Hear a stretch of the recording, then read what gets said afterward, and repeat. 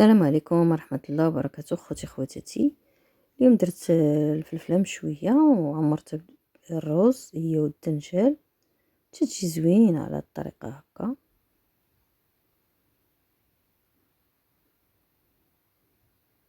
ودرتها مسروبه، قلت نشاركها معكم.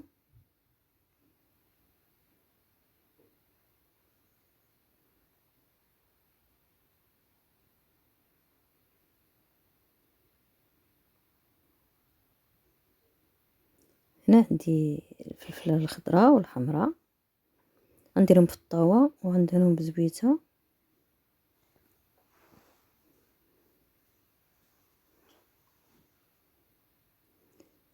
وغنديرهم في الفران يتشواو.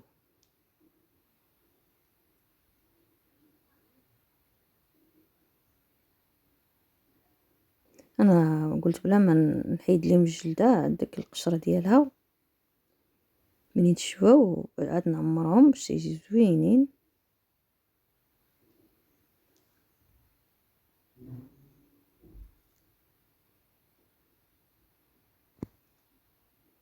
ندهنهم هكا بزبيته.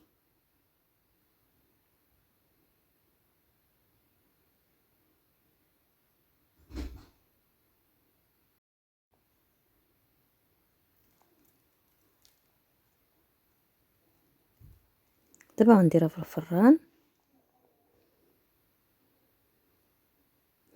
عندي جوج دنجالات تما غنقطعهم هكا طوال وغنديرهم معاها. المهم اللي عندي غنقضي به، نعصر عليه من الحامض باش ما يكحلش.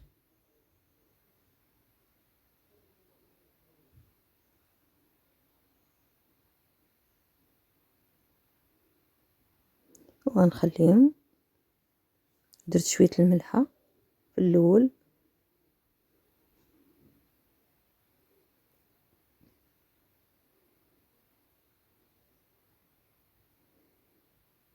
هي الفلفله تتشوى في الفران. والروز درت له نص سلقه تيجي على الشكل هكا.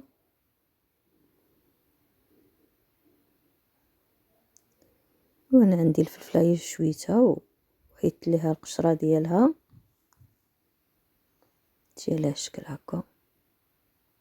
الدنجال تا هو غير درت له شويه الزيت وشويته. هنا الصوص ديال المطيشه مع شويه الثومه.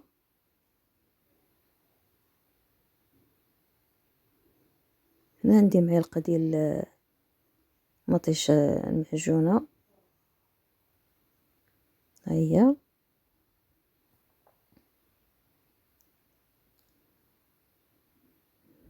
وعندي هنا شويه التحميره وشويه القزبر والمعدنوس، شويه هذاك الخرقوم والبزار مليحه. صافي هادشي اللي تندير فيها انا، تجي بنينه زوينه.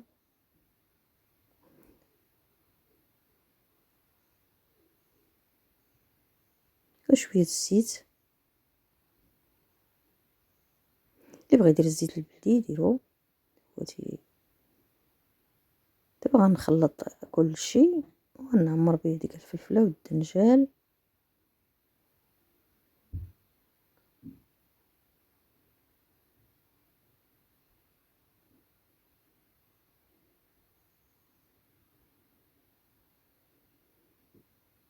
دابا غندير لهم هكا وغنعمرهم بشويه الرز اللي درت له الإقامة.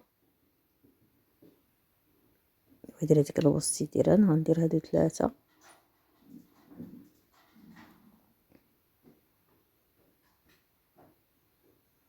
الطريقه تجي زوينه وبسيطه.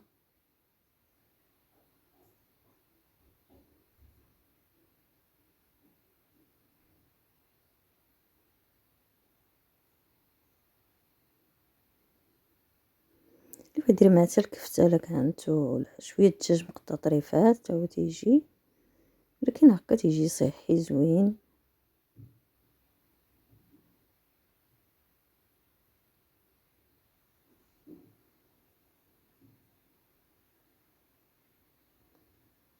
عندي هنا درت الصوص ديال المطيشه، انا درت غير المطيشه راه طايبه، طيبتها. عاد درتها هنا وغنحط عليها داك الدنجال اللي درتو فيه الروز.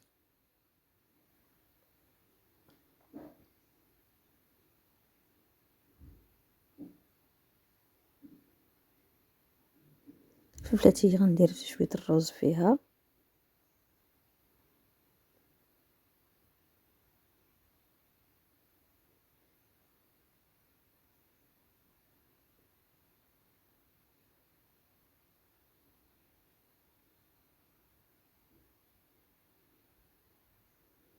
ندير بحال الطريقة هكا تنكمل.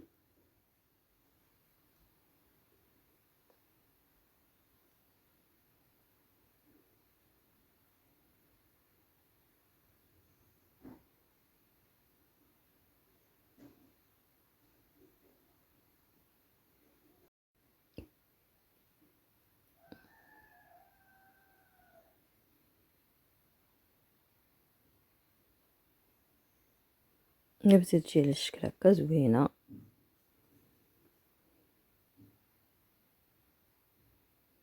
دابا بعد ما كملتها دابا ندير الصوص هكا فوق من الدنجال،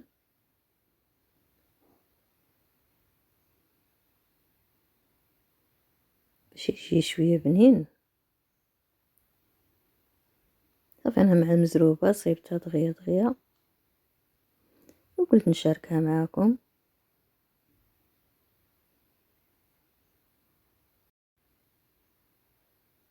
دابا بعد ما طابت تجي على الشكل هكا، تجي زوينة، المنظر زوين ديالها. اللي بغى يديرها مع حوت ولا شي دجاج مشوي ولا تجي على الشكل هكا. انا خليتها شربات هذاك الصوص، شربوا الروز، والروز زاد تكمل الطياب.